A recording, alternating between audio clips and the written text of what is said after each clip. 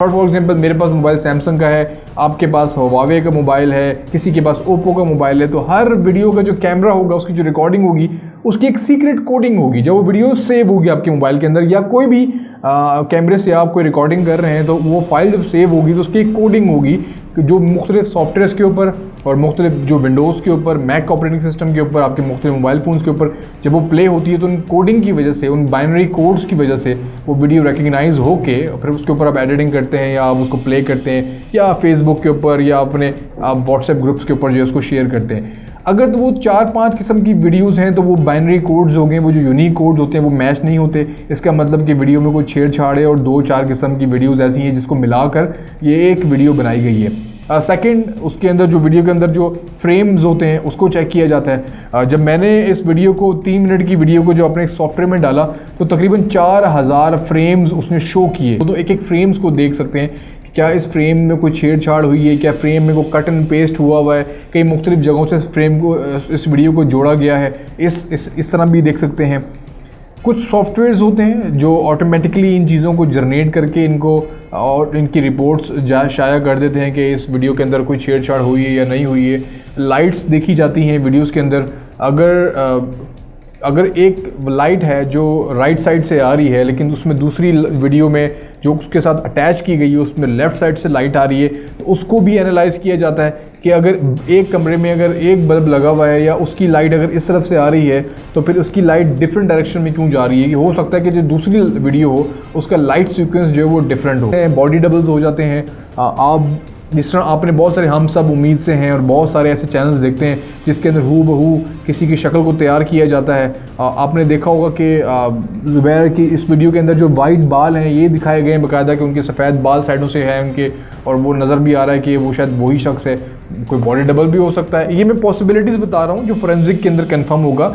अभी भी मैं ये कोई फ़ैसला नहीं कर रहा कि वो वीडियो फ़ेक है या ओरिजिनल है, लेकिन फिर मैं भी कहूँगा कि आपको अगर फ़ैसला करना है तो आप कर सकते हैं कि ये वीडियो ओरिजिनल है। लेकिन हम फोरेंसिक का वेट कर रहे हैं, हम डिफरेंट डिटेल्स का वेट कर रहे हैं, हम मज़ीद इसके ऊपर जो शवाहिद हैं उसके आने का वेट कर रहे हैं। तो चौथा आखिरी मेरा पॉइंट है इस वीडियो में, वो ये है कि अगर ये वीडियो ओरिजिनल है तो फिर हमें क्या करना चाहिए।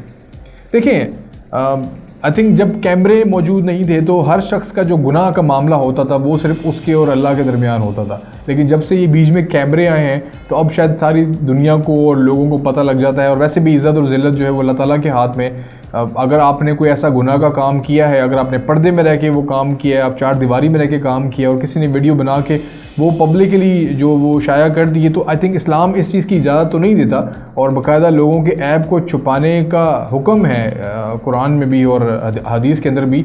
तो अगर किसी ने शख्स ने कोई गलत काम किया है, कोई गुनाह का मर्तकब हुआ है, तो मैं सिर्फ एक बात कहूँगा कि अल्लाह ताला तमाम तर गुनाह माफ़ कर देगा सिवाय शिर्क के।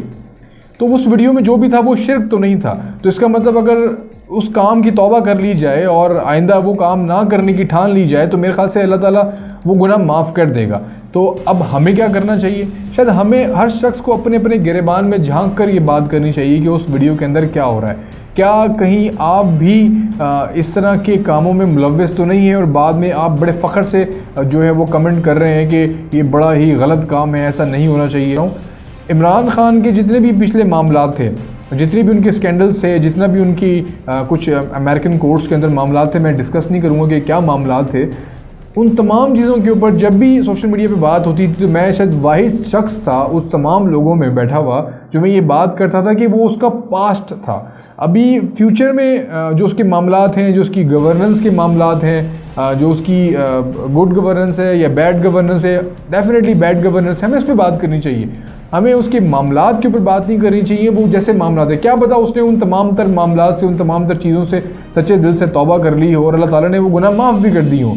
तो कोई भी शख्स है, अगर उससे कोई गलती हुई है और वो इस दुनिया में हयात है, तो उसको तौबा का एक मौका जब अल्लाह ताला दे रहा है, तो फिर आप और मैं उसके ऊपर मज़ीद बात करने वाले कौन होते हैं। अगर रियासत में कोई कानून है, इस्लाम में कोई कानून है, अगर वो लागू होता है तो ज़रूर लागू करें, लेकिन आप उसके ऊपर बात करने से गुरेज़ करें, किसी किस्म की नेगेटिव कमेंट करने से गुरेज़ करें, इसको पॉजिटिव वे में बात करें।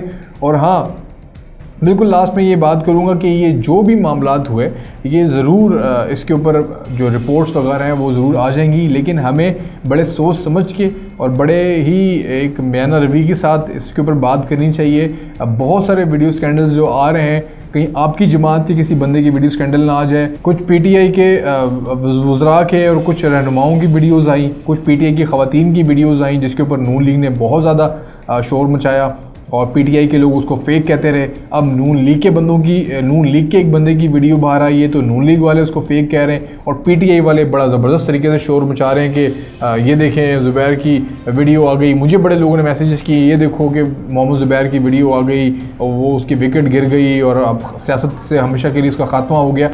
आखिर में सिर्फ इतना कहूँगा कि इस वीडियो की जो फोरेंसिक रिपोर्ट है और इस वीडियो के बारे में जो शवाहिद हैं उसके आने का इंतज़ार करें। उसके बाद अगर कोई फ़ैसला करें कि इस वीडियो को किस पैराए में देखना चाहिए, क्योंकि इस वीडियो में अगर जो आया है वो बहुत कम है और लग ये रहा है कि है बहुत कुछ इसके पीछे, मगर हमें सिर्फ ट्रेलर दिखाया गया है और मोहम्मद ज़ुबैर को सिर्फ ये वार्निंग दी गई है कि देख लो कि अभी हमने सिर्फ इतना सा मटेरियल बाहर निकाला है और हमारे पास बहुत मटेरियल है।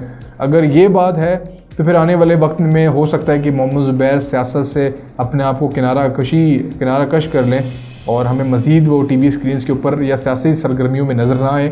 अगर ये फ़ेक है तो फिर मोहम्मद ज़ुबैर हमें पहले से मज़ीद जो है वो सियासी सरगर्मियों में नज़र आएंगे और हो सकता है कि वो बहुत सारी ऐसी बातें भी कर डालें कि जिसकी वजह से शायद उनको ये ट्रेलर दिखाया गया कि देख लो अगर तुमने ऐसा सब कुछ किया तो हम ये भी बहुत कुछ कर सकते हैं। देखते हैं कि मोहम्मद ज़ुबैर का डर ख़त्म होता है या वो डर कर बैठ जाते हैं इन तमाम चीज़ों से। ये आने वाला वक्त बताएगा। मेरा नाम था असद मिर्ज़ा। अगर आपको ये वीडियो पसंद आई हो तो हमें कमेंट करके ज़रूर बताइएगा। मैं हूँ आपका host Asad Mirza. I am signing off. अल्लाह हाफ़िज़।